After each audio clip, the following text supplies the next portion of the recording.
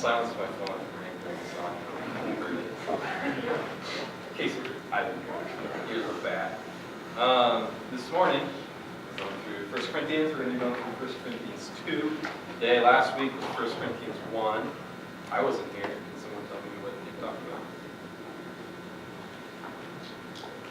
He talked about how it was foolish, like people felt like Christianity was foolish, and he talked about how we shouldn't be afraid to be weird. Okay. Cool. Well, that's kind of weird. So we'll be going into 1 Corinthians 2, talking about the Spirit of God, comparing it versus the Spirit of the world. So we're just going to jump right in. 1 Corinthians 2, 1 through 5, then we'll skip down to 10b through 16. And so it was with me, brothers and sisters. When I came to you, I did not come with the eloquence or human wisdom as I proclaimed to you the testimony about God. For I resolved to know nothing while I was with you except Jesus Christ and Him crucified. I came to you in weakness, with great fear and trembling. My message and my preaching were not with wise and persuasive words, but with a demonstration of the Spirit's power, so that your faith might not rest on human wisdom, but on God's power. Skipping down to 10, the Spirit searches all things, even the deep things of God. For who knows a person's thoughts except their own spirit within them? In the same way, no one knows the thoughts of God except the Spirit of God. What we have received is not the spirit of the world, but the Spirit who is from God, so that we may understand what God has freely given us. This is what we speak, not in words taught us by human wisdom, but in words taught by the Spirit, explaining spiritual realities with Spirit-taught words. The person without the Spirit does not accept the things that come from the Spirit of God, but considers them foolishness, and cannot understand them because they are discerned only through the Spirit.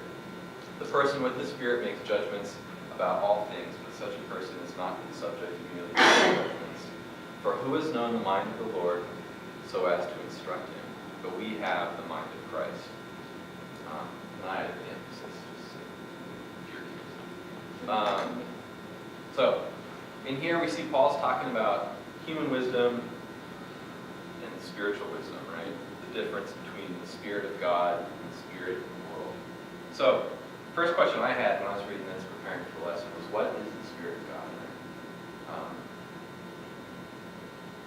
A couple of passages came to mind. First one was, it's a spirit of repentance. In Psalms 51:17, it says, "You do not delight in sacrifice, or I would bring it.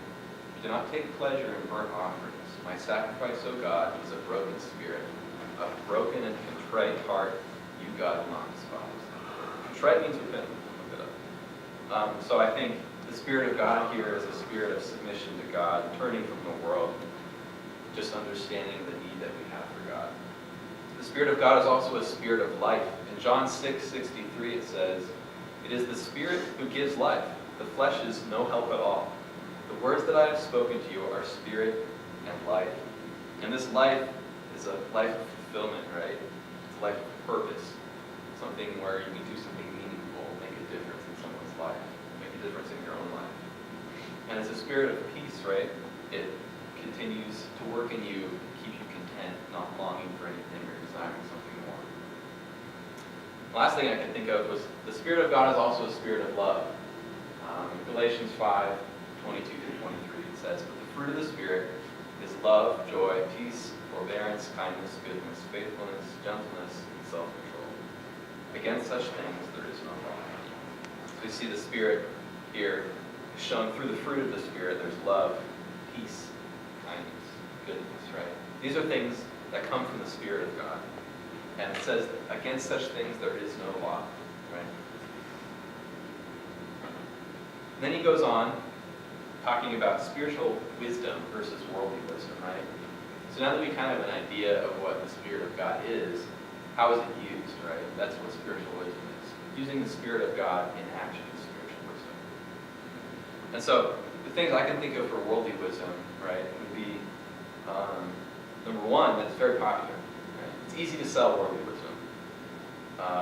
People agree with it easily. If you give wisdom that somehow increases their money, gives them more power, gives them more personal wealth, right? They're going to love that. It's popular, right? Worldly wisdom is popular.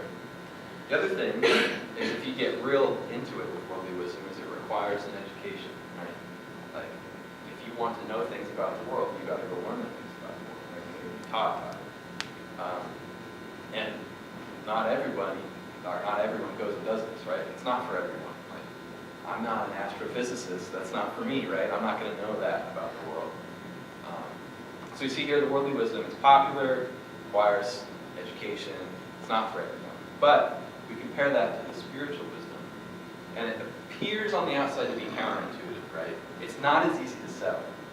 It's easy to say, love each other, be good to each other, be kind, right? But it's not as easy to sell in the wisdom, which is the acting of it, right? It doesn't make any sense. It's hard to live out. Also, we see the difference between worldly wisdom and spiritual wisdom is that it can be used by even the weakest of people, right? Back in the verse in the Corinthians passage, it says that Paul came to the Corinthians with great fear and trembling, right? He didn't come fired up because he knew everything that he needed to know, and he had a plan, had a 6-point plan he was going to implement. People were going to be saved, it was going to be great, right? He didn't do that. He came with great fear and trembling. He relied on God, he prayed.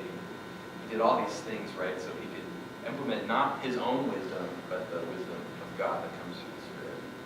And we also see here that the spiritual wisdom is not exclusive, right? It's given to all who seek it. It is only understood by the people who have it, right? Because it doesn't make sense to people who don't have the Spirit. But it's not like worldly wisdom where only certain people can have it. Anybody can have spiritual wisdom, right? All they have to